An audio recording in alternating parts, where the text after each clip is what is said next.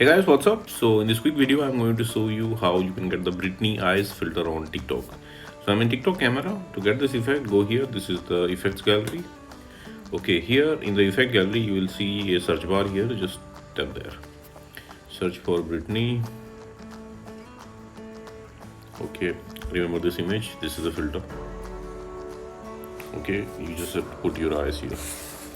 Okay, so this is the effect, guys. Suppose you are not getting the effect like this, then go to discover and search for Britney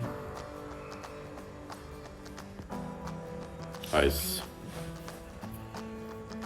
Okay, on the top row you will see the effect icon. Just tap there and you will be directed to the effect page. Now from here you can add it to your favorites, and at the bottom of the page you will see try this effect. You can tap there to use this effect. Likewise, suppose you are not getting the effect like this also from discover, then what you can do, let me go back first.